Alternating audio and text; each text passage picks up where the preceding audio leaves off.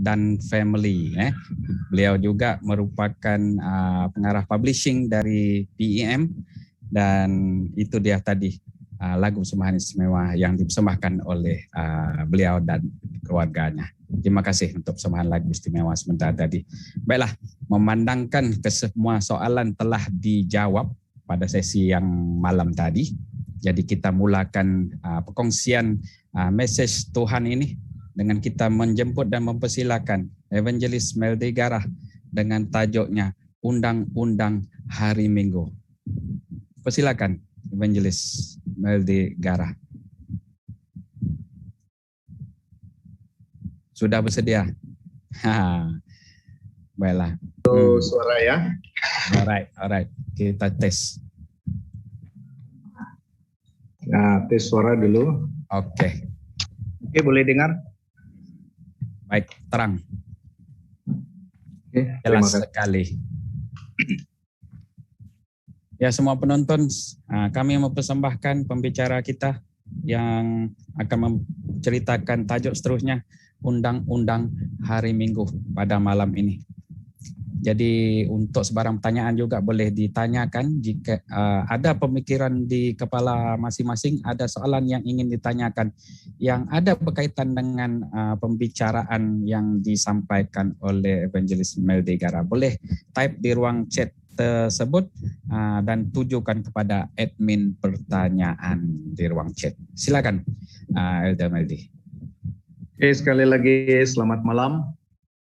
Selamat malam. Oke, saya boleh didengar? Ya, puji Tuhan. Terima kasih.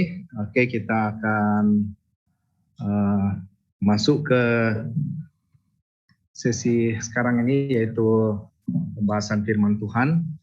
Dan saya secara pribadi bersyukur dan berterima kasih kepada Tuhan oleh karena berkat yang Dia berikan kepada kita, hingga pada saat ini kita dapat bertemu lagi untuk melanjutkan pembahasan atau siri pembahasan pelajaran kita. Dan malam ini, semalam kita sudah belajar satu tajuk mengenai pengguncangan. Adalah suatu tajuk yang sangat mencabar bagi kita, di mana ternyata setiap orang yang Tuhan sudah panggil untuk melayani Dia, untuk membawakan pekabaran firman Tuhan kepada dunia, pun masih mengalami apa yang disebut guncangan. Dan semua kita mengalami guncangan, mengalami berbagai cobaan di dalam hidup kita ini. Dan pada saat ini kita akan belajar yaitu klimaks daripada pengguncangan itu.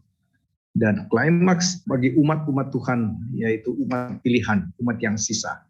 Klimaks atau puncak dari pengguncangan itu adalah apa yang kita akan belajar pada malam ini, yang diberi tajuk oleh panitia.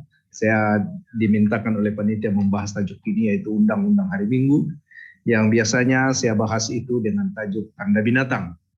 Jadi pada beberapa masa yang lalu saya pernah membahas ini dalam satu seminar yang dianjurkan oleh Sabah Mission, dan saya diminta untuk membahas tajuk ini dan dikaitkan dengan isu semasa, yaitu microchip dan vaksin dan lain-lain.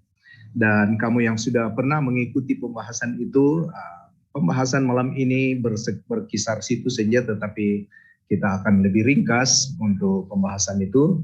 Oleh karena apa yang saya sudah sampaikan yang lalu itu ada beberapa yang material yang akan dibahas oleh pembicara-pembicara sesudah saya. Itulah sebabnya saya tidak akan membahas lebih detail bahagian yang sudah diserahkan pada mereka.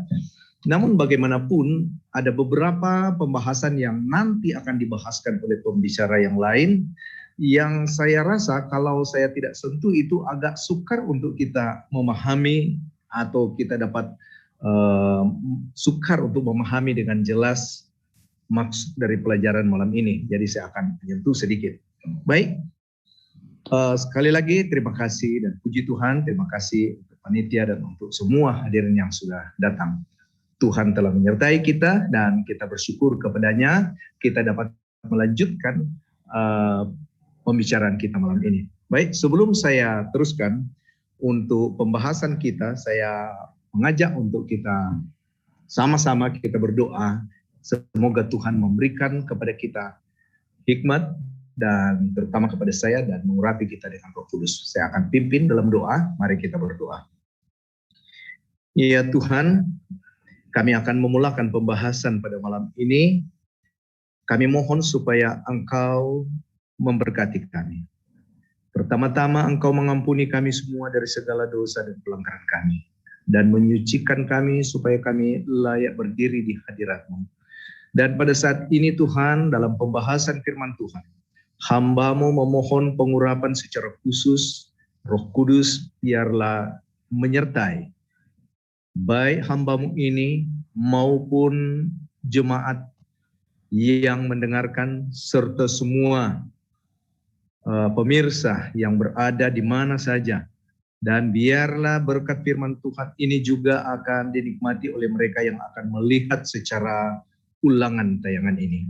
Dan kami berharap Tuhan, supaya apa yang kami pelajari malam ini akan menuntun kami lebih dekat dengan Tuhan, lebih bersedia untuk bertemu dengan Tuhan bila Engkau datang seperti yang Kau janjikan.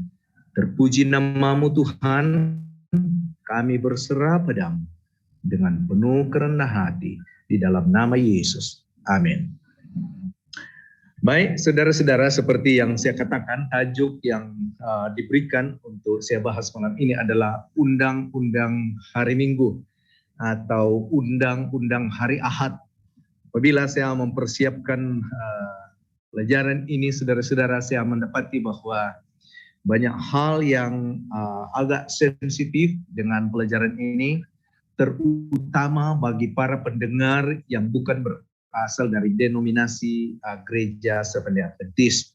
Walaupun kumpulan yang kita adakan ini adalah dikhususkan kepada gereja Advent atau anggota-anggota gereja Advent, tetapi oleh karena masalah pandemik ini sehingga kita tidak dapat berkumpul di satu tempat, kita tidak dapat terbang ke Semenanjung untuk menyampaikan pelajaran ini, maka kita melakukan dengan cara live meeting seperti ini, menggunakan Zoom, menggunakan Facebook, dan juga saya dimaklumkan ada juga di dalam YouTube. Dan tentunya apabila rekaman ini di-share, ini akan dapat diakses oleh denominasi lain juga.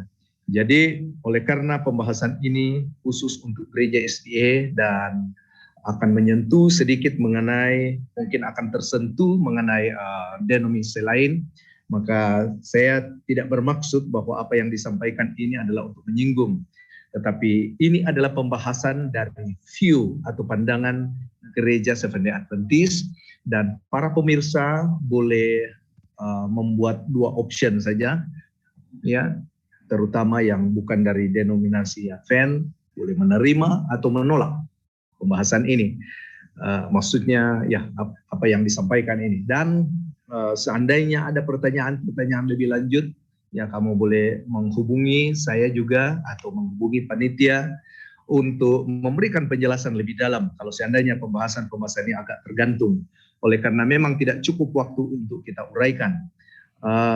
Mungkin pada waktu-waktu yang akan datang materi-materi yang lain yang berkaitan dengan ini saya akan upload di channel saya, yaitu Little Light Ministry. Jadi ada satu channel YouTube, saya akan coba berkomunikasi dengan saudara-saudara yang mau mempelajari lebih dalam atau mungkin ada pertanyaan-pertanyaan seterusnya. Jadi baik, kita akan mulakan dengan pembahasan kita. Wahyu 13 ayat 17 mengatakan, dan ia menyebabkan sehingga kepada semua orang kecil atau besar, kaya atau miskin, merdeka atau hamba, diberi tanda pada tangan kanannya atau pada dahinya, dan tidak seorang pun yang dapat membeli atau menjual selain daripada mereka yang memakai tanda itu, yaitu nama binatang itu atau bilangan namanya. Saudara-saudara, apa yang dikatakan di sini, salah satu yang saya mau tonjolkan di sini atau mau highlight sini adalah mengenai tanda binatang. Dan tentunya untuk mempelajari apa itu tanda binatang, kita harus mengerti dulu apa itu binatang itu atau siapa yang dilambangkan dengan binatang itu. Dan tentunya kita perlu juga memahami siapa yang disebut sebagai patung binatang itu. Dan apa yang disebut nama binatang itu. Dan kemudian kita baru memahami sepenuhnya pengertian yang dimaksudkan oleh Alkitab mengenai tanda binatang. Memang di luar sana banyak spekulasi ya. Apabila kita masuk ke internet dan melihat informasi-informasi mengenai semua ini, maka kita akan mendapat informasi yang banyak. Dan tentunya ada yang benar, ada yang setengah benar, ada yang mungkin langsung tidak benar. Bagaimanapun, kita sudah belajar dari malam ke malam dan terutama pada malam kedua, kita sudah belajar bahwa standar untuk mengetahui mana yang benar, mana yang salah adalah firman Tuhan, ya, hukum Tuhan. Jadi seandainya pembahasan-pembahasan yang saudara ikuti dan ternyata lari dari firman Tuhan atau melawan firman Tuhan, bertentangan dengan firman Tuhan, tentu itu bukan kebenaran. Oleh karena Yesus berkata di dalam Yohanes 17 ayat 17, di dalam doa Yesus kepada murid-muridnya, Yesus berkata kepada Tuhan, kuduskanlah mereka dalam kebenaran, firman-Mu adalah kebenaran. Dan pada malam ini saudara-saudara, saya mohon maaf sebab saya tidak akan dapat membahas detail untuk perkara-perkara yang saya kemukakan tadi seperti mengenai siapa binatang itu dan apa maksudnya patung binatang itu dan seterusnya. Dan mungkin kita akan mengambil masa yang lain untuk membahasnya atau penceramah sesudah saya akan membahasnya. Ataupun kalau ada pertanyaan mengenai itu dan ada cukup masa, besok kita akan boleh menjawabnya atau membahasnya. Baik, jadi kita akan tertumpu kepada satu istilah di sini yang disebut tanda binatang. Oke, apa tanda binatang itu? Dan sekarang kita lihat gencar orang katakan bahwa vaksin adalah tanda binatang, microchip adalah tanda binatang, dan barcode adalah tanda binatang, dan berbagai spekulasi lagi. Dan seandainya ada sesuatu yang baru yang muncul, mungkin kita akan katakan itu tanda binatang. Jadi malam ini kita akan lihat berkaitan dengan pembahasan undang-undang hari Minggu, apakah tanda binatang itu? Ya, apakah tanda binatang? Saya mohon untuk technician tolong kasih buka ini, hilangkan di sini. Oke, kita hilangkan ini apa saja. Oke, ada yang menutup screen saya. Oke. Ini orang lama ini, biasa untuk teknologi kita mungkin terlampau manja, terlalu bergantung kepada anak-anak. Ya, jadi terima kasih anak-anak saya yang menjadi technician sini. Ya.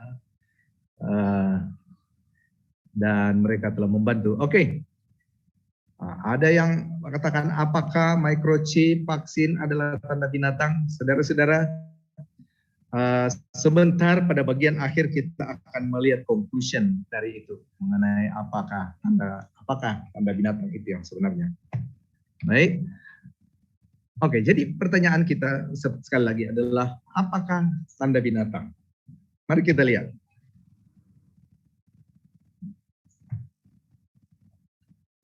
Apa yang dilambangkan oleh tanda binatang itu? Oke, saya ada satu kutipan di sini yang saya petik dari seorang profesor, ya, seorang dokter yaitu Ranko Stefanovic dalam bukunya Revelation of Jesus Christ, Commentary on the Book of Revelation. Ya, pada bukunya ini muka surat atau halaman 415 dia katakan, tidak siap lagi penderitaan orang Kristen abad pertama di bawah penganiayaan yang teruk terhadap kultus kekristenan akan dapat dilihat di sijil kesesuaian, atau ya ini adalah terjemahan Google, suatu pembuktian nyata dengan adanya permintaan populer untuk menyembah Maharaja merupakan aplikasi tanda binatang. Sepanjang sejarah, tanda binatang itu dipahami sebagai perkara yang berbeza dalam masa yang berbeza. Oke, ini menurut Stefanovic. Jadi dengan kata lain, pada kekristenan abad pertama di bawah penganiayaan yang teruk terhadap orang Kristen, ya, untuk maka tanda binatang itu digambarkan sebagai penyembahan terhadap Maharaja. Karena Maharaja waktu itu sangat berkuasa dan dia memaksa, bahkan dia menganiaya umat-umat yang mau menyembah selain dari dia. Maka pada waktu itu menurut Stefanovic, hal itu merupakan tanda binatang. Dan dia katakan bahwa sepanjang sejarah, tanda binatang itu dipahami sebagai perkara yang berbeza dalam masa yang berbeza. Jadi kita akan memahami itu tanda binatang sebagai hal yang berbeza dalam masa yang berbeza. Oke. Jadi sebab Wahyu 13 menunjukkan dengan jelas, kata Stefanovic, bahwa penerapan utama tanda binatang itu ditetapkan untuk masa akhir, hanya sebelum kedatangan Kristus yang kedua kali. Dalam Kristus terakhir, tanda binatang itu akan menjadi tanda kesetiaan bagi mereka yang menyembah Trinity Satan. Berbeza dengan mereka yang menyembah Tuhan dan mematuhinya dengan menurut perintah-perintahnya. Kita akan mungkin kita tidak dapat cukup masa membahas itu Trinity Satan, tetapi kamu boleh lihat itu di dalam buku Wahyu, ya. Apa itu Trinity Satan, kita harap lain kali kita akan bahas. Di mana sebenarnya kesimpulannya mengenai Trinity dari setan itu adalah apa yang digambarkan dalam Wahyu 13. Di mana di dalam Wahyu 13 disebutkan ada naga, ada binatang yang keluar dari dalam bumi, dan ada binatang yang keluar dari dalam laut. Di mana yang akhirnya yang satu itu dia akan mengalami luka parah, tetapi luka parah itu sembuh, seakan-akan seperti Yesus yang mati dan bangkit. Jadi ketiga saya boleh katakan institusi atau tiga hal ini disebut sebagai Trinity Setan, yaitu setan sendiri, dan itu binatang yang keluar dari dalam laut dan yang dari dalam bumi, di mana mereka akan membuat sesuatu, ya, yang akan memaksa umat-umat Tuhan untuk mengikuti mereka. Tetapi yang menariknya adalah apa yang mereka lakukan itu adalah dengan cara yang memaksa. Dan mereka akan memaksa, bukan seperti Yesus yang memberikan kebebasan memilih, tetapi mereka akan memaksa. Dan pemaksaan yang dibuat telah disebutkan di ayat 1 tadi, di ayat yang pertama maksud saya yang saya sudah tunjukkan di dalam Wahyu 13, bahwa mereka akan mendirikan patung, ya, dan memberikan tanda binatang, dan setiap orang yang tidak menerima tanda itu tidak boleh menjual dan membeli. Dan memang kenyataannya adalah pada waktu sekarang ini kita melihat di media, ya, baik melalui Facebook atau melalui WhatsApp, berita-berita bahwa kalau yang tidak terima vaksin tidak boleh pergi ke green zone, di mana tidak boleh menjual, tidak boleh membeli, dan ini dikaitkan dengan tanda binatang yang disebutkan. Jadi seakan-akan itu adalah tanda binatang. Tapi kita akan lihat dalam pembahasan seterusnya apa itu. Mari kita lihat bahwa binatang itu, ya, dia menyerang 4 hukum pertama. Keempat hukum itu yaitu mengatur perhubungan kita dengan Allah dan penyembahan yang benar. Wahyu 13 ayat 4 dan 8 mengatakan, ya, mungkin saya mau supaya kita ke ayat itu, ya. Saya tidak mengutip sepenuhnya ayat itu, tapi seperti biasanya saya lebih suka membacakan langsung dari Alkitab, supaya saya berharap jemaat pun akan menggunakan Alkitab di rumah mengikuti pembahasan ini. Jadi kita gunakan Alkitab kita, mari kita buka di dalam Wahyu pasal 13. Wahyu pasal 13, dan kita baca pada ayat 4 dan ayat 8. Wahyu 13 ayat 4 dia katakan, dan mereka menyembah naga itu karena ia memberikan kekuasaan kepada binatang itu, dan mereka menyembah binatang itu sambil berkata, siapakah yang sama seperti binatang ini dan siapakah yang dapat berperang melawan dia. So binatang yang dilambangkan, atau maksudnya kuasa yang dilambangkan oleh binatang ini adalah suatu kuasa yang akan menerima penyembahan. Dan oleh karena perintah binatang itu untuk menyembah, ya, menyembah patung yang didirikan, maksud saya, sesuatu yang disediakan untuk Tuhan saja adalah serangan langsung terhadap hukum pertama, yaitu jangan ada Allah lain di hadapanku. Coba kita baca ayat 8 untuk lebih tegasnya. Dan semua orang yang diam di atas bumi akan menyembahnya, yaitu setiap orang yang namanya tidak tertulis sejak dunia dijadikan di dalam kitab kehidupan dari anak domba yang telah disembelih. Saya ulangi untuk lebih jelasnya.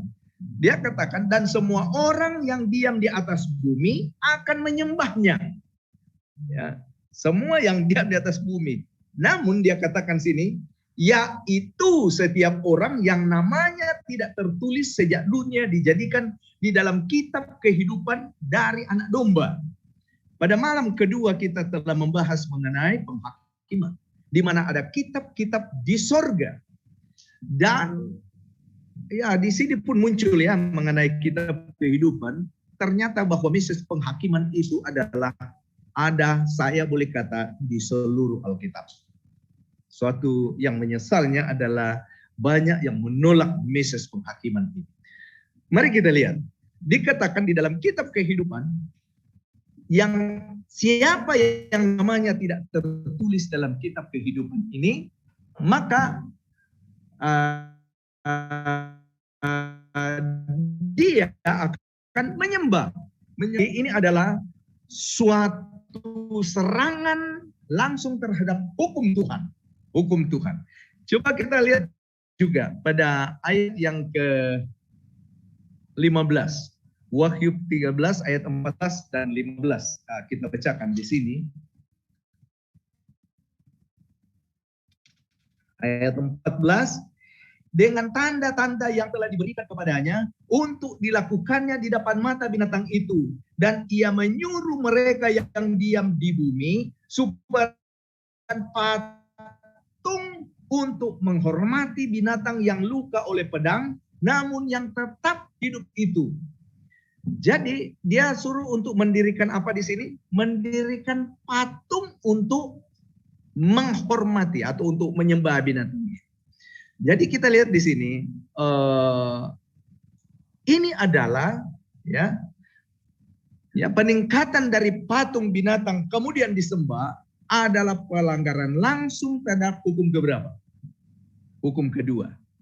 Saudara-saudara, oke, mari kita lihat pada ayat seterusnya. Kita lihat di dalam ayat 5, 6, kita tidak baca secara berurutan ini. Coba kita perhatikan ayat 5 dan 6. Di mana penghujatan terhadap Tuhan menyerang perintah ketiga. Yaitu hukum yang ketiga. Ayat 5 dan 6. Disebutkan demikian. Dan kepada binatang itu diberikan mulut yang penuh kesombongan dan hujat. Kepadanya diberikan juga kuasa untuk melakukannya 42 bulan lamanya. Jadi kekuasaan ini akan menghujat Tuhan. Ada mulut dan menghujat. Dan dia melakukan penghujatan ini selama berapa? 42 bulan. Dan pada ayat yang lain, kalau kita pelajari, bukan hanya dia menghujat Allah, tetapi bahkan dia menganiaya umat-umat Tuhan. Dan dia melakukan ini juga selama 1260 hari atau 1620 tahun atau 42 bulan. Oke, kita teruskan. Pada ayat 16 dan 17, permintaan untuk menerima tanda binatang itu menunjukkan serangan langsung terhadap perintah keempat.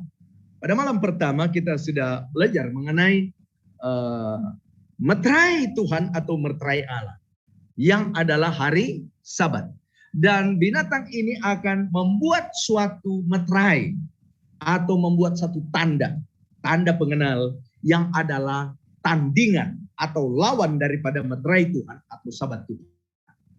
Dan meterai tandingan itu ya tentunya adalah berlawanan dengan Sabat. Dan inilah tajuk yang kita akan belajar pada malam ini, di mana tanda yang akan dia buat adalah tanda yang melawan Sabat Tuhan.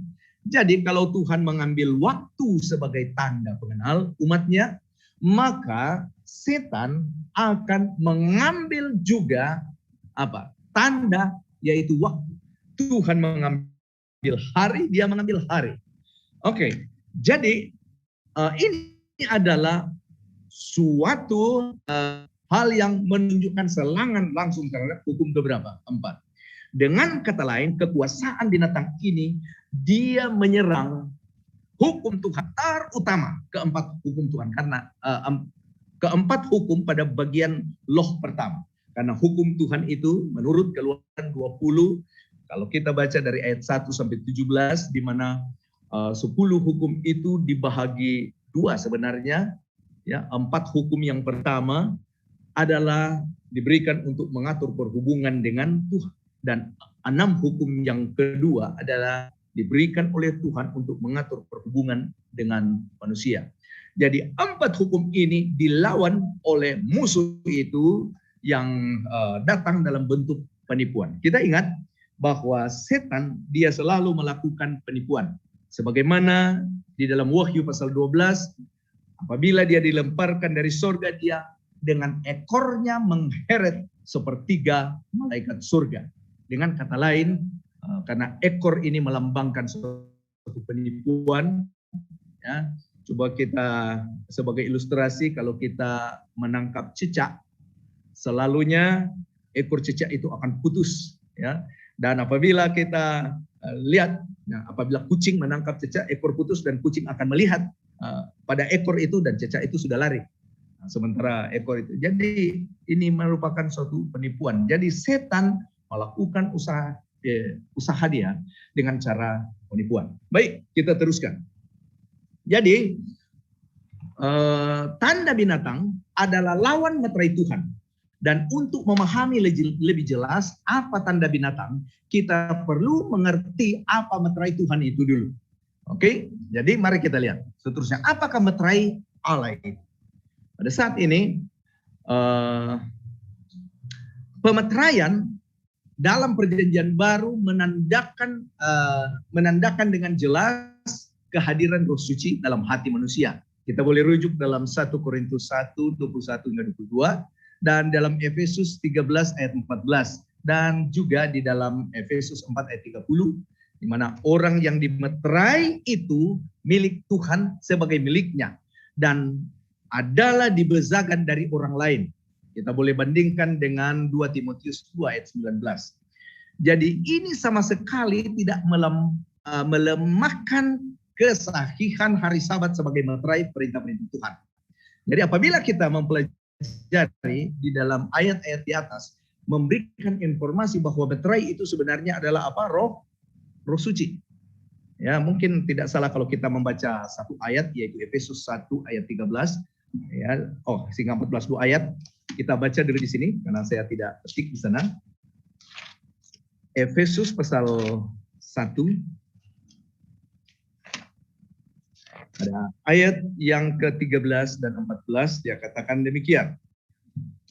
Dan di dalam Dia kamu juga, karena kamu telah mendengar firman kebenaran, yaitu Injil keselamatanmu, di dalam Dia kamu juga ketika kamu percaya, dimeteraikan dengan Roh Kudus yang dijanjikannya itu. Dan Roh Kudus itu adalah jaminan bagian kita sampai kita memperoleh seluruhnya, yaitu penebusan yang menjadikan kita milik Allah untuk memuji kemuliaannya. Jadi dengan kata lain, kita dimeteraikan oleh Roh Kudus. Jadi Roh Kudus adalah meterai. Dan kita akan lihat sebentar apa kaitan meterai Roh Kudus ini dengan Sabat sebagai meterai. So kita diselamatkan oleh Tuhan, dan setelah kita diselamatkan, kita dimeterai oleh Roh Kudus. Dan Roh Kudus itu sebenarnya yang menuntun kita untuk menerima kebenaran. Roh Kudus itu juga yang menyertai kita. Di dalam penggoncangan, Roh Kudus itu juga yang menguatkan, meneguhkan kita sehingga iman kita tidak jatuh.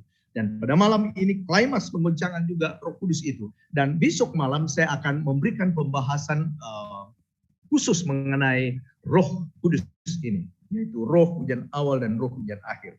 Baik, saudara-saudara, jadi bahwa Roh Kudus itu adalah meterai, sama sekali tidak melemahkan kesaksian hari Sabat sebagai meterai dalam perintah-perintah Tuhan. Mari kita lihat.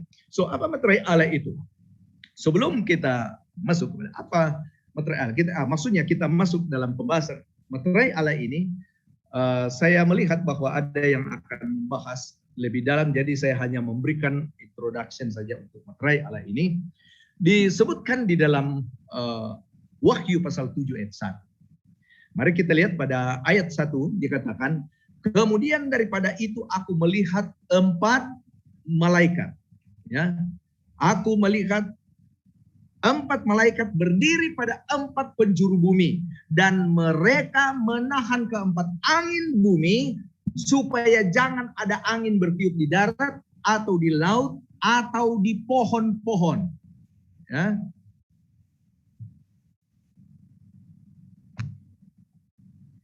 Dan aku melihat seorang malaikat lain muncul dari tempat matahari terbit. Ia membawa meterai Allah yang hidup. Saya ingin kembali untuk memberi penekanan sedikit mengenai perintah supaya malaikat itu supaya jangan ada angin bertiup di laut atau di darat, ya. Jangan supaya malaikat itu diperintahkan untuk menahan keempat angin bumi supaya jangan angin bertiup di darat atau di laut atau di pohon. Jadi maksudnya di sini adalah keempat malaikat itu disuruh untuk menahan angin. Angin adalah lambang. Jadi ayat ini berbicara mengenai lambang.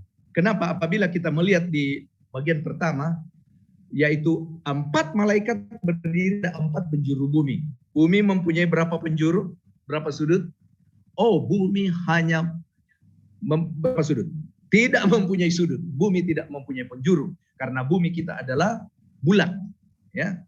Dengan kata lain, ini adalah suatu lambang. Jadi kalau yang dilambangkan adalah 4 arah mata angin, ya itu lebih tepat. Oleh karena pada ayat seterusnya supaya jangan ada angin bertiup, dan angin melambangkan kuasa perusak, angin melambangkan bencana, ya kehancuran.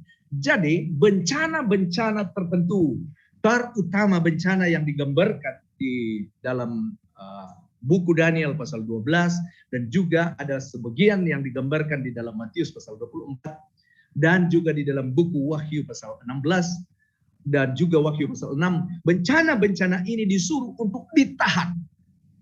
Jangan lepaskan. Kenapa?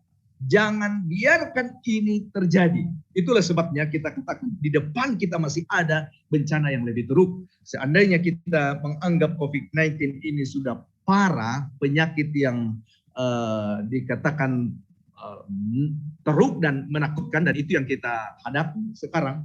Tetapi di depan ini ada suatu penyakit lagi yang lebih teruk. COVID-19 sudah ada vaksin. Tetapi penyakit yang di depan digambarkan di dalam Wahyu pasal 16 adalah penyakit yang tidak ada vaksin.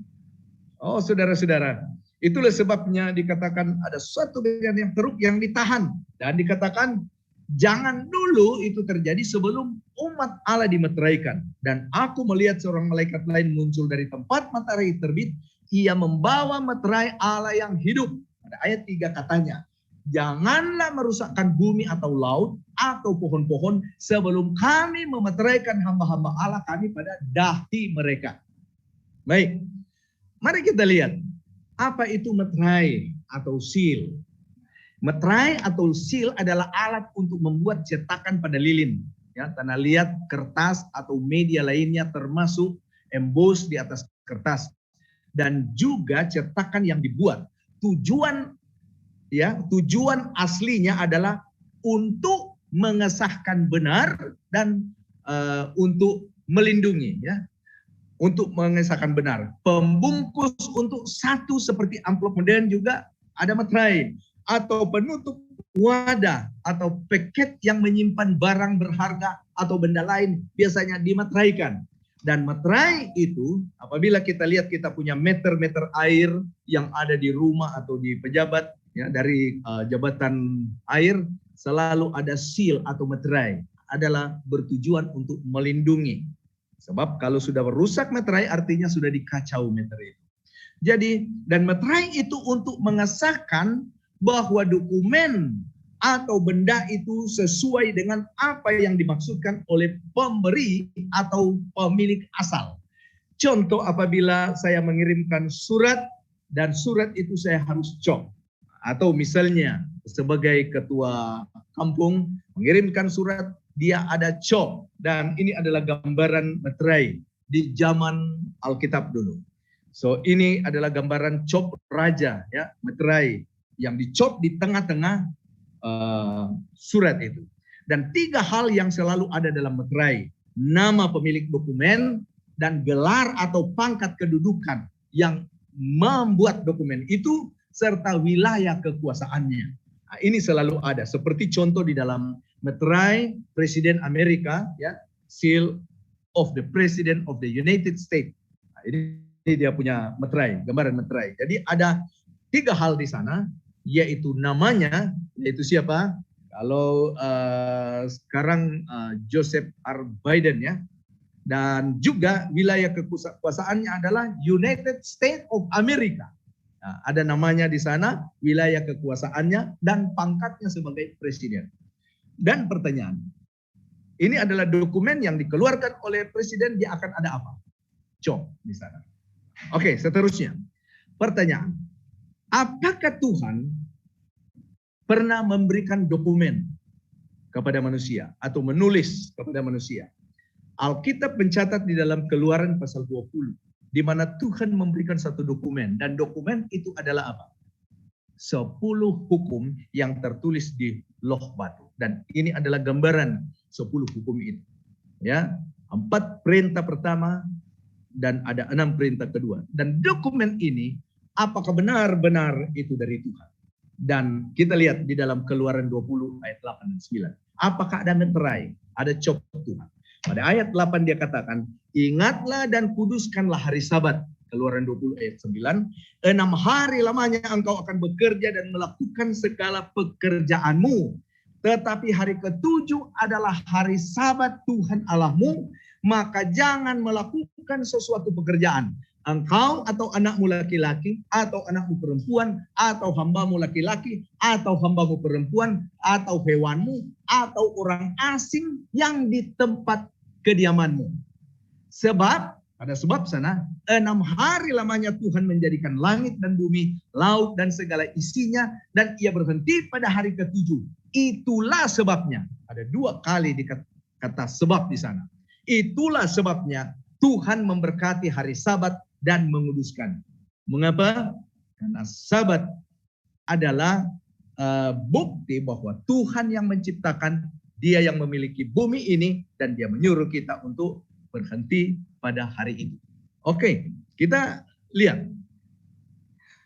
Jadi Sabat di sini tadi dari kesimpulannya adalah Sabat adalah merupakan meterai daripada dokumen Tuhan, dari hukum Allah. Dengan kata lain, hukum itu adalah benar-benar dari Tuhan dan ada dia punya cop. Seandainya ada hukum yang dibuat oleh manusia, mungkin dia mengaku dia sebagai wakil dari Tuhan dan mengeluarkan hukum yang Sabatnya sudah hilang, atau tidak mewajibkan pemeliharaan atau pengudusan hari Sabat, maka hukum itu bukan sah dari Tuhan. Karena sah dari Tuhan melalui cop dan meterai itu. Jadi lihat, Sabat juga adalah tanda pengenal antara umat Allah. Disebutkan dalam Yehezkel 20 ayat 12. Hari-hari Sabatku juga kuberikan kepada mereka menjadi peringatan di antara aku dan mereka, supaya mereka mengetahui bahwa akulah Tuhan yang menguduskan mereka. Pada ayat 20, pasal yang sama, kuduskanlah hari-hari Sabatku, sehingga itu menjadi peringatan di antara aku dan kamu, supaya orang mengetahui bahwa akulah Tuhan Allahmu.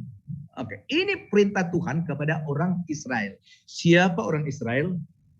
Orang Israel adalah umat Tuhan di Perjanjian Lama.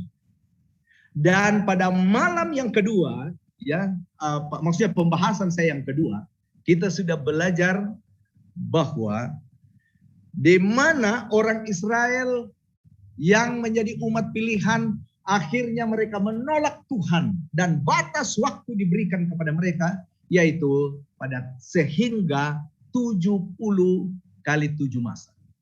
Dan berakhir pada tahun 34, di mana Estefanus dilempar dengan batu. Maka Tuhan mengambil umat pilihan, ya, umatnya yang baru dilantik, didirikan, yaitu orang-orang Kristen. Jadi kita lihat, orang Israel, umat pilihan Perjanjian Lama, mereka menolak, maka Tuhan mengambil umat pilihan, yaitu orang-orang Kristen menjadi Israel rohani. Kenyataannya di dalam sejarah kekristenan akhirnya, seperti yang saya katakan lalu, setan merubah strateginya, yang tadinya dia menganiaya umat Kristen, sekarang dia berkompromi, masuk ke dalam gereja Kristen dan merusakkan ajaran. Itulah sebabnya digambarkan sebagai cawan yang dia sodorkan untuk diminum, di mana cawan yang penuh dengan kekejian. Nah, itu disebut Babylon. Jadi gereja Kristen pada akhirnya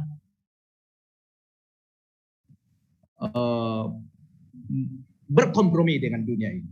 Dan itulah sebabnya kalau kita sempat belajar Wahyu pasal 12, di akhir zaman ada umat sisa, di mana umat sisa yang tetap mengajarkan kebenaran Alkitab dan hidup mereka diatur oleh firman Tuhan, oleh hukum-hukum Tuhan, di mana kekristenan pada umumnya telah menolak hukum Tuhan. Jadi lihat saudara-saudara, apa yang terjadi kepada orang Israel adalah mereka begitu tekun memelihara hukum-hukum Tuhan, terutama Sabat yang merupakan materai dari hukum itu dan menjadi pengenal antara umat Tuhan. Mereka begitu teliti dan tekun memelihara itu. Sayangnya, Yesus si pemberi hukum itu mereka tolak dan mereka salibkan. Dan apa yang terjadi kepada kekristenan pada umumnya? Terbalik dari itu, mereka meninggikan Yesus dan mengatakan Yesus, Yesus, Yesus saja. Tetapi hukumnya mereka abaikan dengan katakan Yesus sudah salibkan, Yesus sudah dipalangkan di salib. Tetapi sebenarnya kenyataannya, kalau seandainya benar-benar hukum itu sudah dipalangkan di salib dan tidak berlaku, terutama ke-10 hukum yang ditulis oleh jari Allah, maka Tuhan akan kasih tahu, akan beritahukan itu kepada Yohanes. Tetapi justru terbukti di dalam buku Yohanes pasal 12, ya. Pada Yohanes pasal 12 ayat 17, minta maaf bukan Yohanes ya, pada kitab yang ditulis oleh Yohanes yaitu buku Wahyu. Wahyu pasal 12 saya bacakan di sini. Pada Wahyu 12 ayat 17 dikatakan di sini, maka marahlah naga itu kepada perempuan itu, lalu pergi memerangi keturunannya yang lain, yang menuruti hukum-hukum Allah dan memiliki kesaksian Yesus. Jadi lihat,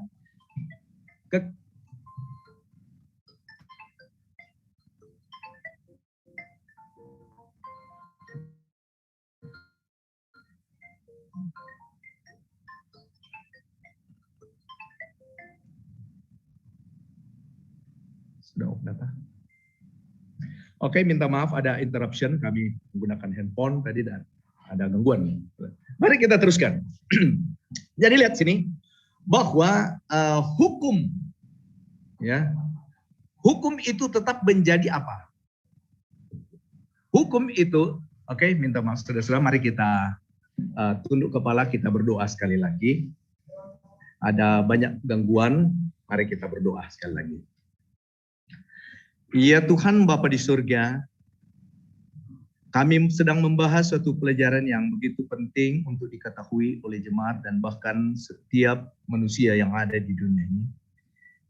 Dan kami tahu pembahasan ini adalah suatu pembahasan yang akan membuka kedok setan atau menelanjangi setan. Dan kami tahu bahwa setan akan berusaha menghalang. Tetapi kami bersyukur sebab Engkau telah berjanji bahwa Engkau akan menyertai kami sampai akhir zaman. Dan kami percaya Engkau berada bersama-sama dengan kami. Dan biarlah Engkau memberkati kami, supaya kami dapat fokus kepada pelajaran, baik pendengar maupun hambamu, terutama hambamu ini, supaya akan fokus dalam penyampaian firman. Gunakanlah hambamu Tuhan, berkati kami semua, dalam nama Yesus. Amin. Baik, kita balik lagi. Di mana kekristenan pada umumnya telah menolak hukum. Mereka menerima Yesus tetapi mereka menolak hukum. Sementara yang Tuhan maksudkan adalah seperti yang dia katakan di dalam Wahyu pasal 12 ayat 17. Di mana umat Tuhan yang benar sepanjang zaman adalah beriman kepada Yesus, menerima Yesus sebagai juru selamat, tetapi dan kemudian menurut hukum-hukumnya. Memang ada kadang-kadang kita mengalami masalah di sini apabila kita menafsirkan ayat hanya satu ayat saja tanpa membandingkan dengan ayat yang lain. Sehingga apa yang kita sudah pelajari contohnya mengenai Efesus pasal 2 ayat 8 yang mengatakan karena kasih karunia kamu diselamatkan oleh iman, itu bukan hasil usahamu tetapi pemberian Allah. Ya, itu pemberian Allah. Jadi itu bukan hasil pekerjaan kita.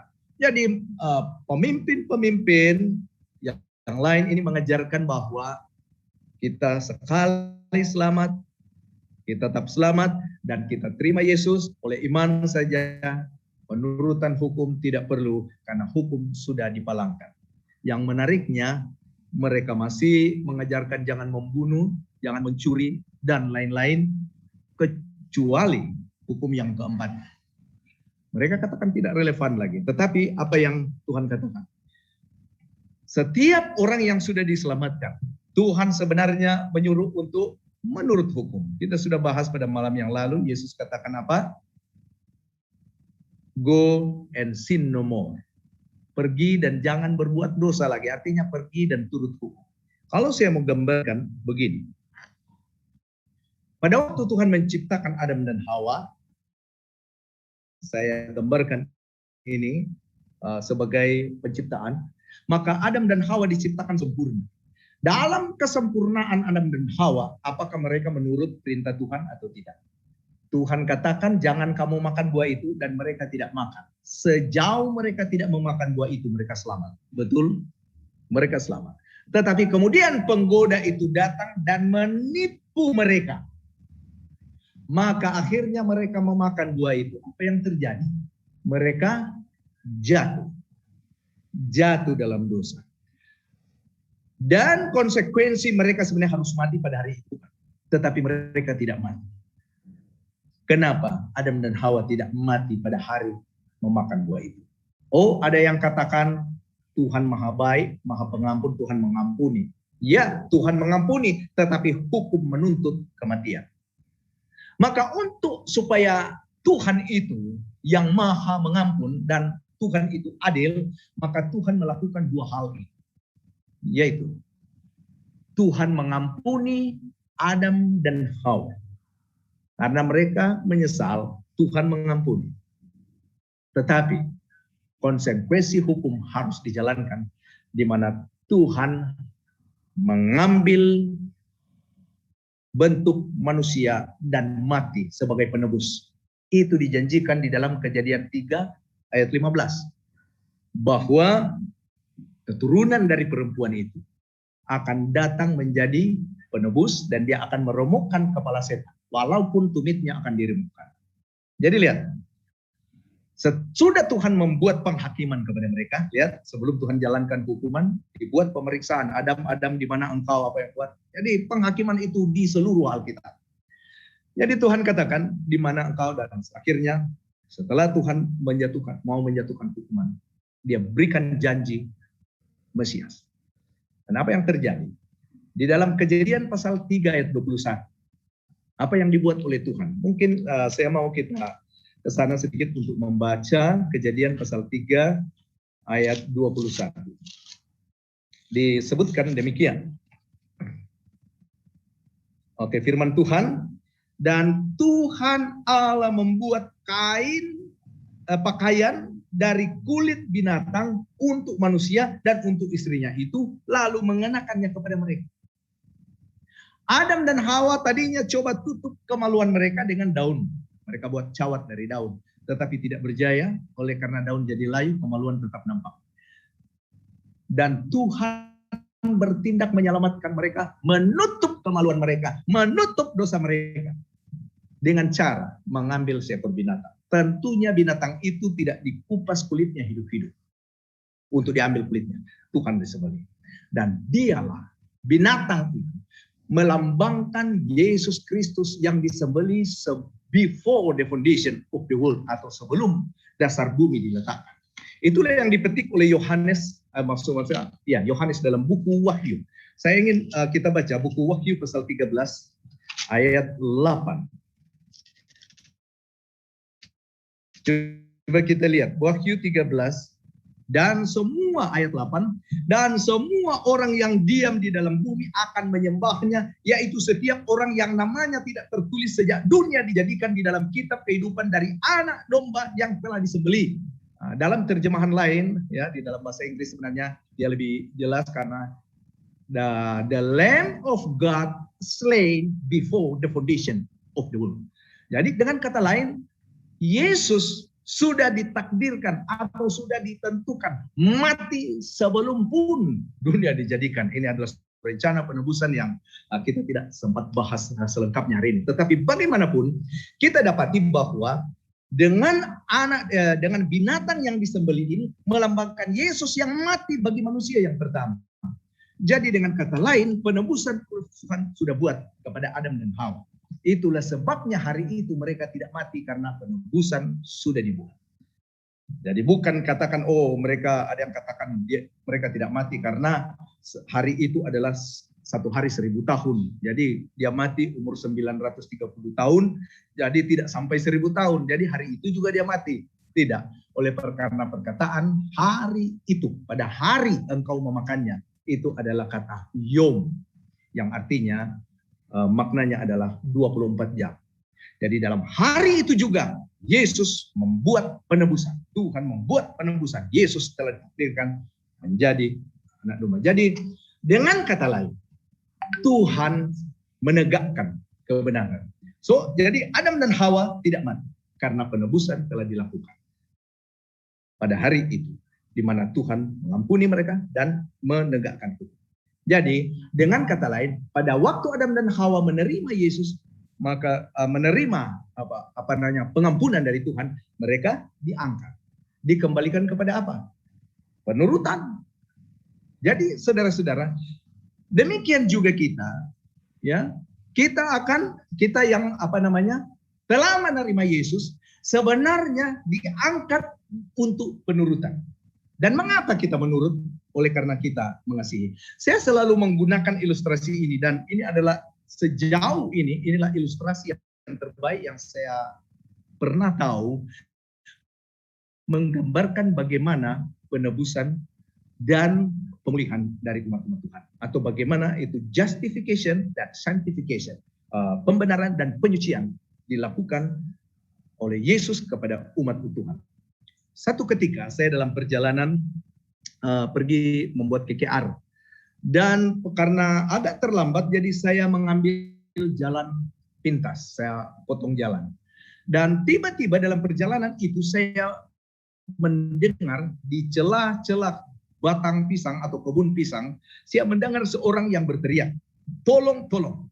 Tergerak dan tergerak oleh belas kasihan, saya walaupun mau cepat-cepat, saya pergi cari di mana, karena tolong, perkataan tolong ini adalah perkataan yang sangat menyentuh kita, yang kita dapati orang itu memerlukan jasa atau bantuan kita. Saya pergi. Pada waktu saya sampai di sana, saya melihat seorang anak di dalam lubang. Dia berusaha untuk keluar. Hari sudah mulai gelap dan tidak dapat keluar karena waktu itu adalah hujan dan air mulai naik. Dan saya berpikir kalau saya biarkan memang anak ini akan mati di sana. Oleh karena belas kasihan, saya mengangkat anak itu. Apabila saya mengangkat anak itu dan dia berkata kepada saya, Pak Cik, terima kasih. Kalau bukan Pak Cik yang angkat saya mati sudah di sini. Terima kasih Pak Cik. Oh, lain kali berhati-hati saya katakan. Lalu saya katakan saya mau pergi KKR ini, tapi tangan saya belum pulsa kotor. Di mana saya boleh dapat air bersih untuk cuci tangan? Kamu tahu reaksi anak itu adalah sebentar Pak Cik, sekejap dia lari. Tidak lama dia balik, dia membawa air, sabun dan apa? Lap tangan kering. Yang saya minta adalah air cuci tangan. Dia mengambil semua ini. Pertanyaan saya, apakah anak ini pergi mengambil air supaya saya angkat dia dari lubang? Ataukah dia pergi mengambil air oleh karena saya telah mengangkat dia dari lubang? Apakah dia katakan, Pak Cik, angkat saya, nanti saya ambil air cuci tangan? Dia belum tahu itu yang saya minta dari dia. Tidak. Statement yang kedua adalah yang dia pergi mengambil air karena berterima kasih saya telah mengangkat dia dari lubang. Demikianlah saudara dan saya telah diselamatkan oleh Yesus Kristus. Kalau Efesus 2 katakan karena kasih karunia kamu diselamatkan oleh iman, itu bukan hasil usahamu. Memang benar, oleh karena orang yang berada di dalam lubang, orang yang diikat dengan dosa, orang yang dibelenggu dengan kejahatan tidak dapat melayani Tuhan, tidak dapat menurut firman Tuhan. Kita harus dilepaskan, diputuskan dulu semua belenggu, baru kita dapat melayani Tuhan, bukan?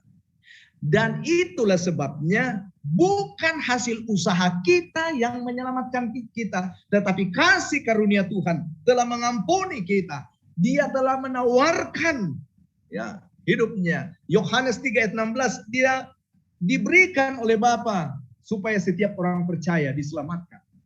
Dan setelah kita diselamatkan karena kita percaya, perintah Tuhan adalah go and sin no more. Pergi, jangan berbuat dosa lagi. Pergi, turut hukum. Dan itulah penurutan. Salah satu hukum yang Tuhan mau tuntut untuk kita turut sepenuhnya adalah hukum keempat. Dan ini menjadi pusat pertentangan. Jadi lihat, umat Tuhan perjanjian lama, orang Israel, umat Tuhan perjanjian lama Israel menuruti hukum-hukum Tuhan, tetapi mereka apa? Menolak Yesus. Orang Kristen pada mula-mulanya menerima Yesus menurut hukum, tapi akhirnya mereka ada ajaran yang masuk sehingga ajaran yang sesat masuk sehingga mereka menolak hukum, hanya menerima Yesus saja. Umat Tuhan di akhir zaman diminta untuk memberitakan pekabaran ini, bahwa tanda gereja yang benar adalah menurut hukum dan percaya kepada Yesus, mempunyai iman kepada Yesus. Dan kita boleh lihat juga di dalam Wahyu pasal 14 pada ayat yang 12. Wahyu 14 ayat 12 dia katakan apa? Yang penting di sini adalah ketekunan orang-orang kudus yang menuruti perintah-perintah Allah dan iman kepada Yesus. Jadi lihat, kalau Sabat adalah tanda pengenal umat Allah perjanjian lama, Sabat seharusnya menjadi tanda pengenal umat Allah dalam perjanjian baru, bahkan sampai di akhir zaman. Jadi Sabat adalah meterai kepada hukum Tuhan dan Sabat adalah tanda pengenal. Saya teruskan. Minta maaf saya tadi ada agak menyimpang cukup jauh ya di dalam pembahasan ini, tapi saya rasa itu bukan juga menyimpang, tetapi untuk kita dapat memahami mengenai pentingnya menerima Sabat ini sebagai tanda pengenal. Meredith Kline menunjukkan bahwa Dekalog dalam Keluaran 20 mengikuti format dokumen perjanjian kuno yang dicop dengan cop pemilikan dan kuasa di pusat. Oke, saya terus. Mengenai meterai Tuhan. Dengan cara demikian, perintah keempat berfungsi sebagai meterai yang tertera di pusat dari 10 hukum. Oleh itu, hari Sabat adalah meterai pengesahan perjanjian di Sinai antara Tuhan dan Israel. Pada tahap ini, perlu berhati-hati sehubungan dengan percobaan untuk membatasi menerima meterai Tuhan di dahi dalam Wahyu 7 untuk pemeliharaan Sabat saja. Jadi meterai di dahi itu bukan pemeliharaan Sabat saja. Pemeliharaan Sabat tidak dinyatakan secara eksplisit sebagai meterai Tuhan. Kita perlu berhati-hati untuk ini. Jadi pemeliharaan Sabat tidak dinyatakan secara eksplisit sebagai meterai Tuhan. Jadi kita sudah lihat tadi apa yang ayat-ayat tadi ini, ya. Apabila kita melihat di dalam Wahyu pasal Wahyu pasal 7 ayat 3 katanya, janganlah merusakkan bumi atau laut atau pohon-pohon sebelum kami memeteraikan hamba-hamba Allah kami pada dahi mereka. Dan meterai di dahi ini dinyatakan juga di dalam Wahyu pasal 14 ayat 1. Tetapi kita baca dulu ayat 4. Dan aku mendengar jumlah mereka yang dimeteraikan itu 144.000 yang telah dimeteraikan dari semua suku keturunan Israel. Dan pada Wahyu 14 yang ayat 1 berbicara mengenai 144.000 ini dikatakan demikian.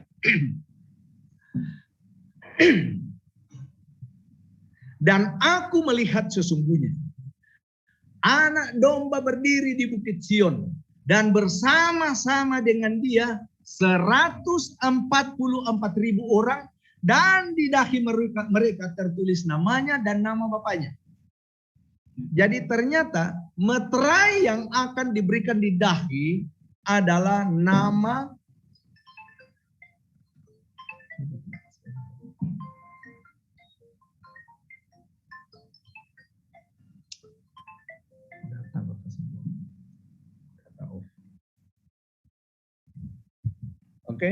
minta maaf ada gangguan lagi, kesilapan teknik. Mari kita teruskan. Jadi meterai itu yang adalah meterai di hukum tadi itu, di sini dikatakan meterai adalah nama yang di dahi adalah nama Bapa dan nama Yesus. Saudara-saudara, nama adalah tabiat. Dan pada malam pertama kita sudah diajar bahwa nama itu melambangkan apa? Karakter, ya. Setiap nama Allah menggambarkan aspek yang berbeda dari sifatnya. Nama mencerminkan sifat atau tabiat, perangai atau reputation atau reputasi. Saudara-saudara, jadi nama Allah ada di dahi mereka, nama Yesus ada di dahi. Artinya tabiat mereka seperti tabiat siapa? Yesus. Reputasi, kehidupan mereka seperti Yesus. Sekarang pertanyaan kita, bagaimana untuk kita memperoleh tabiat seperti Yesus? Tabiat dibentuk melalui apa?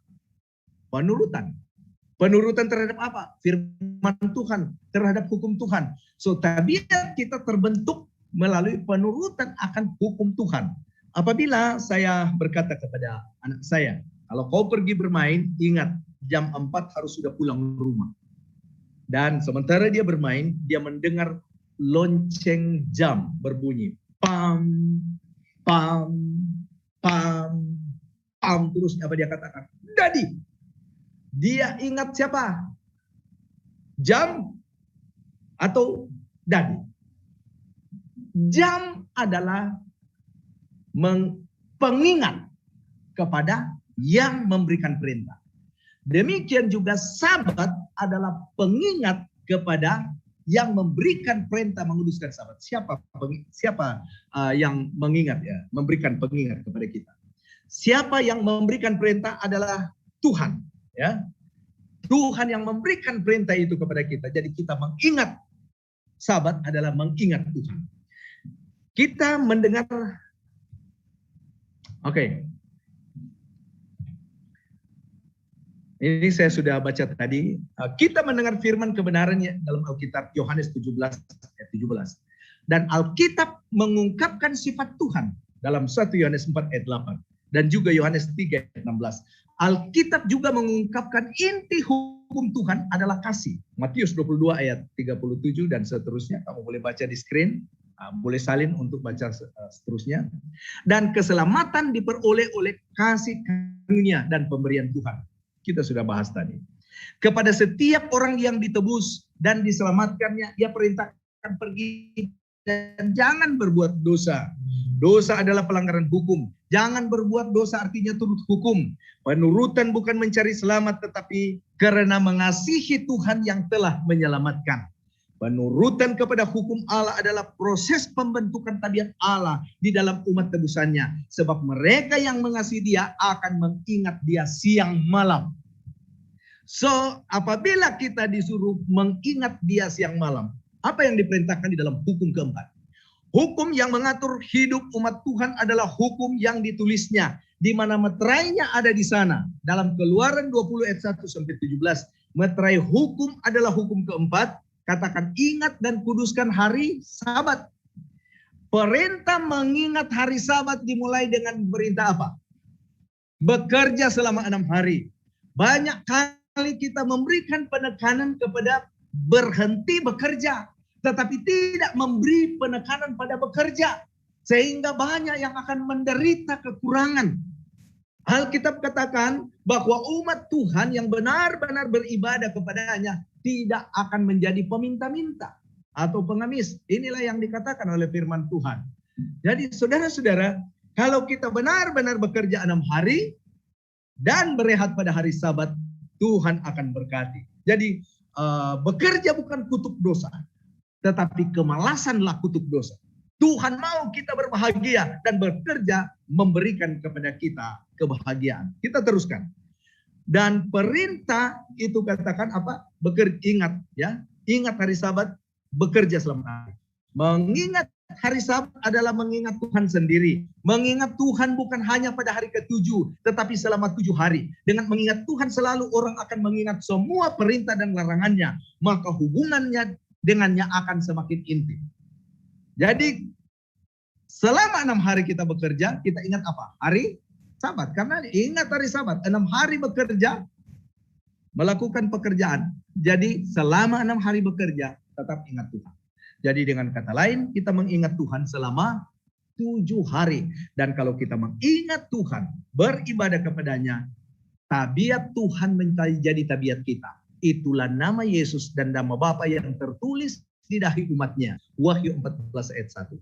Paulus berkata, tetapi dasar yang diletakkan Allah itu teguh. Dan meterainya ialah Tuhan mengenal siapa kepunyaannya. Dan setiap orang yang menyebut nama Tuhan hendaklah meninggalkan apa? Kejahatan. Dasar yang diletakkan Tuhan itu adalah teguh, yaitu hukumnya. Segala sesuatu yang dia buat, dia dasarkan kepada hukum. Dan hukum itu tetap. Itu teguh. Ya. Meterai Tuhan adalah Tuhan mengenal siapa kepunyaannya. Bagaimana supaya Tuhan mengenal? Yaitu Tuhan tahu. Tandanya adalah mereka mengingat Dia. Mengingat hari Sabat adalah mengingat Tuhan. Dan saudara, orang yang menyebutkan nama Tuhan hendaknya meninggalkan apa? Kejahatan. Meninggalkan kejahatan. Kejahatan artinya apa? Perbuatan melanggar hukum. Orang yang mau menyebut nama Tuhan hendaklah menurut hukum. Yesus berkata kepada para penginjil dan pembuat mujizat, ya, pada waktu itu aku akan berterus terang kepada mereka dan berkata, aku tidak pernah mengenal kamu, enyahlah daripada aku kamu sekalian pembuat kejahatan. Matius 7 ayat 23. Oke. Early writing mengatakan demikian. Yesus sekarang berada di bilik yang maha suci dan menerima semua permohonan kita dan doa kita dan pengakuan kesalahan akan dosa kita, dan Ia akan mengampuni semua pelanggaran umatnya sebelum dia meninggalkan Ka'bah itu. Ketika Yesus meninggalkan Ka'bah, mereka yang suci dan benar akan tetap menjadi suci dan benar. Karena semua dosa-dosa mereka telah dihapuskan dan mereka akan dimeteraikan dengan meterai dari Allah yang hidup. Tetapi mereka yang tidak benar.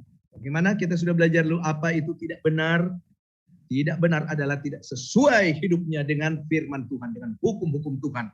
Dan kotor akan tetap tidak benar dan kotor. Dan tidak akan dapat masuk ke dalam kerajaan surga. Oke, mari kita lihat sekarang mengenai tanda binatang adalah lawan daripada meterai Tuhan. Jadi, tanda binatang merupakan lawan dari meterai Allah. Tanda pengenal umat Allah yaitu hari Sabat. Tanda binatang adalah sabat palsu. Tanda atau meterai dari Allah diungkapkan di dalam pemeliharaan Sabat hari ke-7. Kenangan akan penciptaan milik Tuhan. Tanda binatang itu yakni pemeliharaan hari pertama dalam minggu adalah lawan dari meterai Allah. Ini dinyatakan oleh Ellen G. White di dalam buku Maranatha 211. Jadi pemeliharaan hari Minggu dalam Maranatha 211 pada bagian paragraf ketiga, pemeliharaan hari Minggu belum menjadi binatang, belum menjadi tanda binatang itu. Sampai akhirnya undang-undang yang mengatur orang-orang untuk menyembah sabat berhala ini dibuat. Waktunya akan tiba, manakala hari ini akan menjadi ujian. Tetapi sekarang waktu itu belum tiba. Saya tegaskan bahwa pena inspirasi dari Ellen G. White mengatakan bahwa hari Minggu belum menjadi tanda binatang. Itulah sebabnya adalah salah apabila kita katakan orang-orang yang memelihara hari Minggu ini memelihara atau telah menerima tanda binatang. Belum, karena belum menjadi tanda binatang. Bila itu akan menjadi tanda binatang, mari kita lihat seterusnya dalam Maranatha 211. Belum ada orang yang sudah menerima tanda binatang itu. Masa pencobaan itu belum tiba. Ada orang-orang Kristen yang benar di setiap gereja. Tanpa kecuali gereja Katolik Roma. Tak seorang pun dari mereka dikutuk hingga akhirnya mereka menerima terang dan memahami kewajiban pada hukum keempat. Tetapi ketika undang-undang itu mulai berlaku, memaksakan sabat tandingannya dan seruan keras malaikat ketiga mengamarkan orang-orang untuk menentang penyembahan binatang itu dan patungnya, maka garis pemisahan antara ajaran yang palsu dan benar akan semakin jelas. Selanjutnya, mereka yang masih terus melanggar hukum keempat itu akan menerima tanda atau meterai binatang. Jadi apabila itu sudah dipaksakan dengan undang-undang, itu baru menjadi tanda binatang. Dan kalau itu sudah menjadi tanda binatang dan kita sudah tahu dan kita tetap menolak untuk menguduskan atau menerima meterai Tuhan, yaitu pengudusan pada hari Sabat ini, dan kita akan akan menerima tanda atau meterai binatang itu. Oke. Pada alinea keempat, jika terang kebenaran telah disajikan kepadamu, mengungkapkan Sabat sebagai hukum keempat, ya, Sabat sebagai hukum keempat, dan menunjukkan bahwa tak ada fondasi dalam sabda Allah untuk pemeliharaan hari Minggu. Dan meskipun demikian, engkau masih terus bergantung pada sabat palsu itu dengan menolak untuk menerima sabat suci yang disebut Allah sebagai hari kudusku, maka itu berarti engkau menerima tanda binatang itu. Saudara-saudara, bagaimana itu akan terjadi? Bagaimana pembuat atau pemaksaan pengudusan sabat palsu itu akan terjadi? Ini yang terjadi. Mari kita baca kutipan dari Ellen G. White Science of the Time 17 Januari. Dia 1884. Dan gempa bumi besar akan terjadi di berbagai tempat. Dan kelaparan dan sampah. Dan pemandangan yang menakutkan. Kutip Lukas 21 ayat 11. Krisis iklim itu akan mengarah kepada hukum hari Minggu telah diramalkan. Sebutkan sini bahwa orang-orang yang bertanggung jawab akan mendesak orang-orang untuk memperhatikan hari pertama minggu itu. Mereka akan menunjuk pada bencana di darat dan laut, pada badai, angin, banjir, gempa bumi, kehancuran oleh api sebagai penilaian yang menunjukkan ketidaksenangan Allah karena hari Minggu tidak dirayakan secara sakral. Saudara-saudara, dalam kutipan yang lain, bahwa dunia akan mengambil isu-isu semasa untuk dijadikan alasan pemaksaan pemeliharaan hari Minggu. Saudara-saudara, kita melihat kita berada di dalam pandemi. Dan kalau saudara-saudara mempelajari atau melihat dalam Google, saya tidak dapat tampilkan satu persatu karena terlalu banyak informasi mengenai itu kita boleh dapat di Google. Kaitan antara pemeliharaan atau undang-undang hari Minggu yang akan dilaksanakan dengan bencana alam. Ellen G. White, nabi yang diutus oleh Tuhan, telah menyatakan ini, bahwa mereka akan jadikan itu sebagai isu untuk mau melaksanakan. Nah, jadi sekarang kita ada COVID-19 di mana lockdown.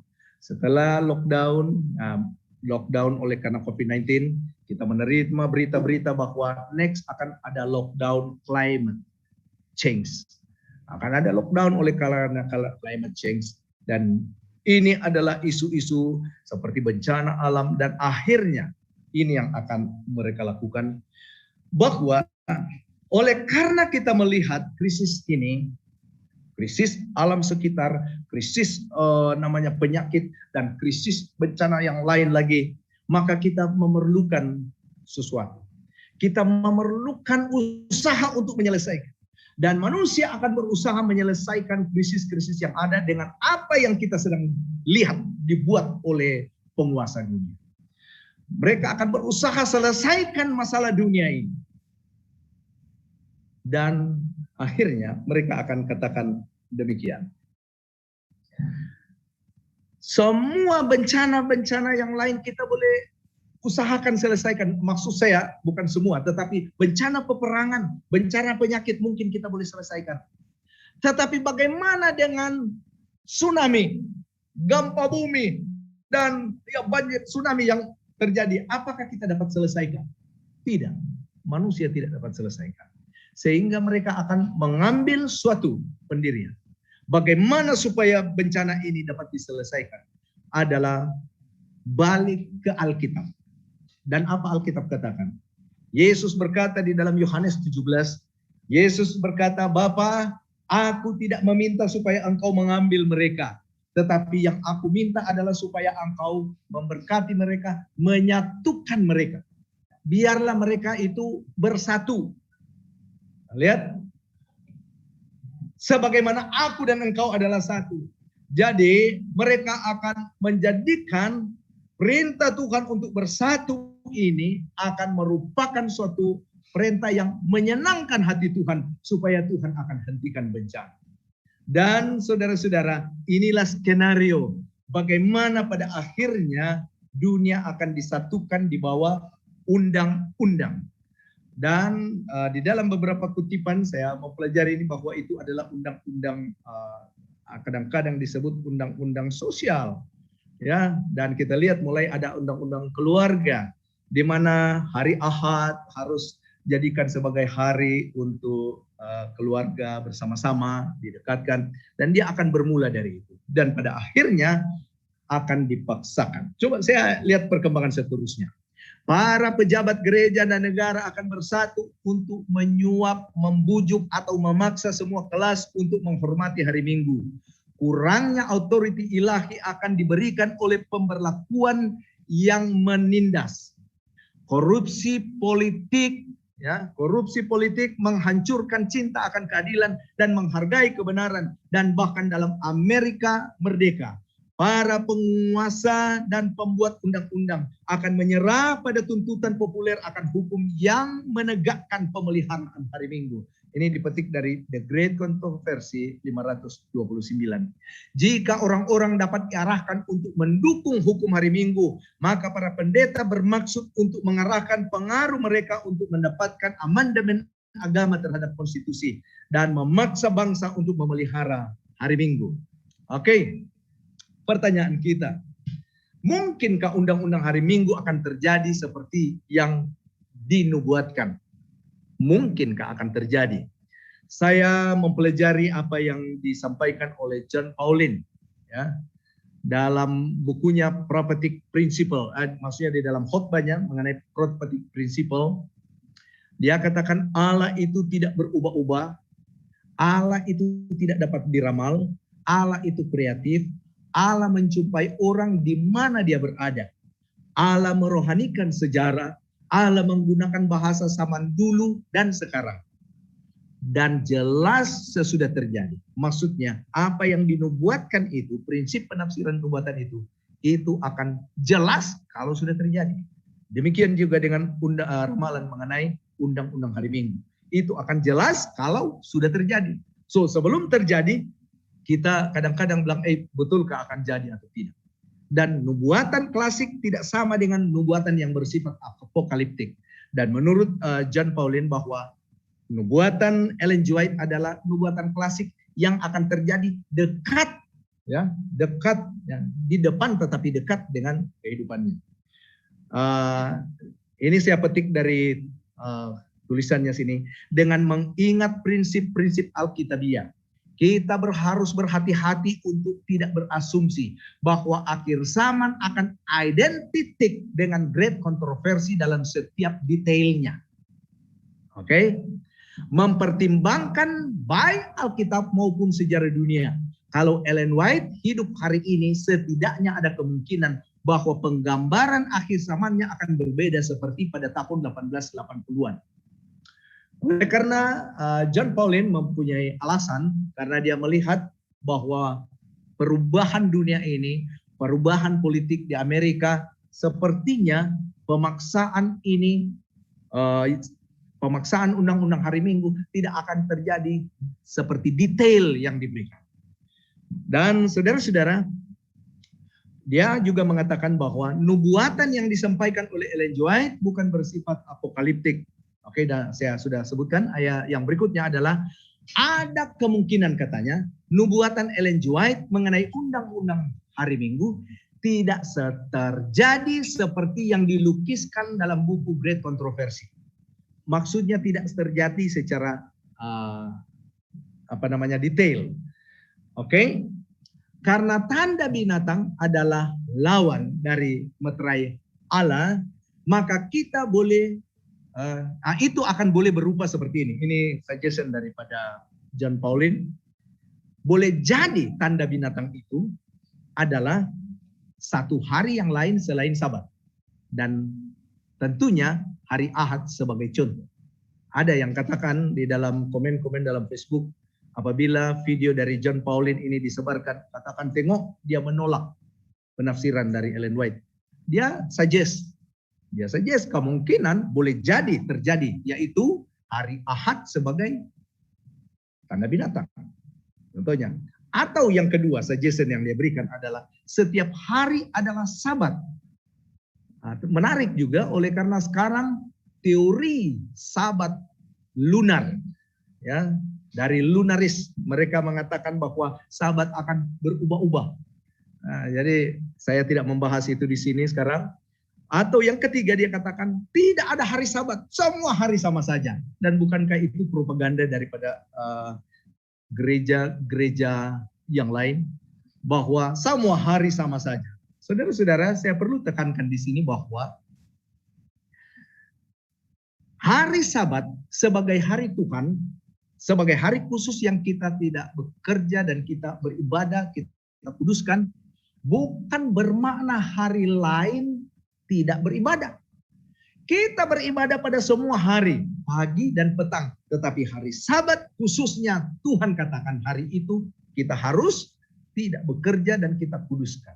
ada perlakuan khusus terhadap hari itu. Karena Tuhan yang kudus menentukan hari yang kudus. Saya tidak boleh tentukan hari apa saja kudus kalau saya tidak kudus. Hanya Tuhan yang kudus. Dan yang keempat dicadangkan adalah larangan menguduskan hari Sabat akan menjadi tanda binatang. Jadi saya rasa inilah yang John Paulin maksudkan, bahwa boleh jadi dia bukan yang hari Minggu akan dijadikan undang-undang, tetapi suatu larangan, tidak larangan untuk menguduskan hari Sabat. Kamu harus kerja hari Sabat, dipaksa melakukan hal-hal yang melawan Tuhan, dan itu boleh menjadi tanda binatang. Jadi krisis terakhir adalah menyembah Kristus atau antikristus. So itulah yang poin utama di sini. Jadi saudara-saudara, undang-undang hari Minggu adalah yang lebih cenderung menggenapkan tanda binatang itu. Dari apa yang disuggest atau dicadangkan oleh John Paulin, dan saya melihat beberapa penulis yang lain, dan saya berkesimpulan bahwa undang-undang hari Minggu adalah lebih cenderung menggenapi tanda binatang itu. Daniel 7 dikatakan tanduk kecil akan mengubah waktu dan hukum. Dia akan membuat hukum untuk melawan hukum Tuhan yang meterainya adalah Sabat. Tanda itu sangat berkaitan dengan waktu yang ada dalam hukum Tuhan. Jadi yang ada dalam hukum Tuhan adalah Sabat, yang waktu yang ada adalah lawan itu.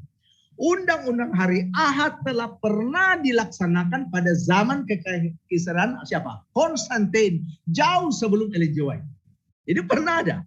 Dan jadi pada zaman Ellen G. White juga ada undang-undang hari Minggu. Dan bahkan sampai hari ini di negara-negara bagian Amerika masih ada itu undang-undang hari Minggu. Tetapi mereka tidak aktif, masih tercatat di sana. Hari Ahad adalah hari di mana sebagian besar dunia Kristen kuduskan. Jadi saya melihat bahwa dari suggestion dari John Paulin, yang lebih cenderung adalah suggestion dia yang pertama, yaitu hari Ahad akan dijadikan sebagai tanda binatang, akan menjadi tanda binatang maksud saya. Oke, dan seterusnya pejabat-pejabat atau kantor-kantor umumnya ditutup pada hari Ahad. Hampir dapat dikatakan hari Minggu adalah cuti internasional. Ellen G. White secara spesifik menyebutkan hari Minggu yang akan menjadi tanda binatang. Ini adalah fakta yang cukup signifikan. Adanya perkembangan terkini yang memberikan indikasi bahwa kemungkinan besar undang-undang hari Minggu akan dilaksanakan. Saudara Google dan lihat apa yang terjadi di dunia ini dan apa perencanaan-perencanaan daripada dunia di mana lebih condong kepada kegenapan bahwa hari Minggu akan menjadi tanda binatang. Oke. Dan kebanyakan kita cenderung meneliti hal itu di media, oke? Dan mendapati jawaban guna memenuhi keinginan tahuan kita. Namun saya kesal oleh karena kadang-kadang kita membagikan post yang justru membuat orang meragukan kebenaran. Perlu kita meneliti dengan hati-hati setiap post yang kita bagikan. Sebaliknya setiap kita menulis atau memajukan post, perlu kita berdoa dan bertanya kepada Tuhan, minta tuntunan Roh Kudus supaya kita tidak menyesatkan. Oke? Bagian terakhir yang saya mau tekankan di sini adalah begini. What does the term Christology, eschatology imply? Ini saya petik dari buku dari Stefanovic. Dia katakan, it implies at least this, that the study of final event should be more concerned with who is coming than with what is coming. The biblical focus is Christ-centered rather than crisis-centered. Oke, coba kita lihat sini. Buku Wahyu adalah revelation of Jesus Christ. Wahyu tentang Yesus Kristus. Not revelation of crisis. Itulah sebabnya pada saat ini saya mau memberi penekanan bahwa mari kita fokus kepada Kristus yang akan datang dan tidak fokus kepada krisis. Sebab fokus kepada krisis menghancurkan, fokus kepada Kristus menghidupkan. Amin. So kita fokus. Apa yang diharapkan adalah pandangan kita difokuskan kepada Kristus dan tidak kepada krisis. Seandainya pun kita berada di tempat yang terisolasi dan tidak mendapat makluman terkini dari media. Dan seandainya krisis terjadi dan kemudian Kristus muncul di awan-awan tanpa kita tahu ini apa yang diinformasikan di media ini. Kita bersedia untuk diangkat menyongsong Tuhan di angkasa. Amin. Saudara-saudara, itulah yang sebaiknya. Sementara kita berusaha untuk mencari dan membaca info terkini untuk memuaskan keinginan tahuan, jangan mengabaikan mempelajari Alkitab dan berdoa dengan sungguh-sungguh agar dapat mendapat kekuatan untuk melayani sesama dengan kasih. Jadi fokus on Christ, not on crisis. Nubuatan tidak diberikan untuk memuaskan keinginan tahuan kita tentang masa depan, itu diberikan untuk mempersiapkan hati kita untuk bertemu dengan yang kita sembah dan kagumi. Saya menyarankan agar kita memprioritaskan tugas itu. Saudara-saudara, saya rasa saya akan akhiri di sini bahwa mari kita fokus kepada Kristus, bukan kepada krisis. Karena itu yang akan membawa kehidupan. Mengenai undang-undang hari Minggu, mengenai apa yang akan berlaku, itu bukan membuat kita takut atau jauh dari Tuhan. Seharusnya message ini membuat kita dekat dengan Tuhan. Jadi apa yang berlaku merupakan kegenapan-kegenapan, itu adalah untuk mengangkat kita, membawa kita lebih dekat dengan Tuhan. Dan saya percaya, nubuatan yang sudah dikatakan itu akan berlaku. Dan ingat, seandainya itu berlaku, kita akan mengalami suatu krisis dikatakan sini, tetapi jangan fokus ke krisis, fokus ke Christ. Oleh karena tidak boleh menjual, tidak boleh membeli. Keputusan yang kita ambil seperti yang Ellen White katakan, terpaksa country living. Kita hidup di tempat-tempat di mana tidak perlu menjual, tidak perlu membeli, tetapi boleh hidup dengan cara bercocok tanam. Akan dibahas dalam pembahasan yang lain.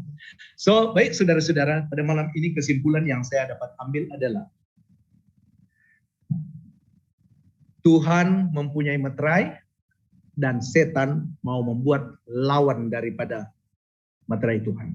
Kalau meterai Tuhan adalah Sabat, meterai setan adalah apa? Tanda binatang atau Sabat palsu, yaitu kemungkinan besar adalah undang-undang hari Ahad.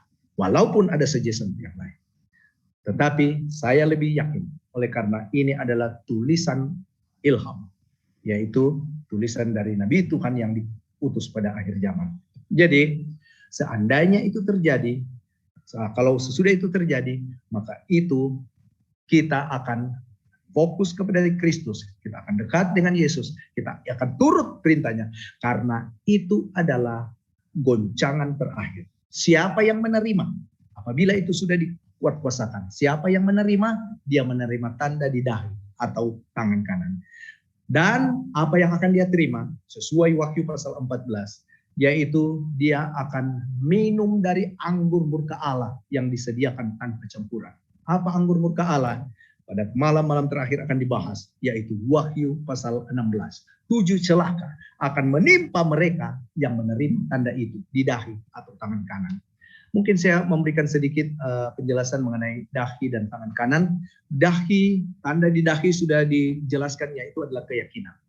Mungkin apabila kita dipaksakan kita harus mengikuti persatuan di dalam memelihara hari ini, karena ini adalah untuk menyenangkan Tuhan supaya Tuhan tidak murka kepada kita dengan bencana-bencana ini.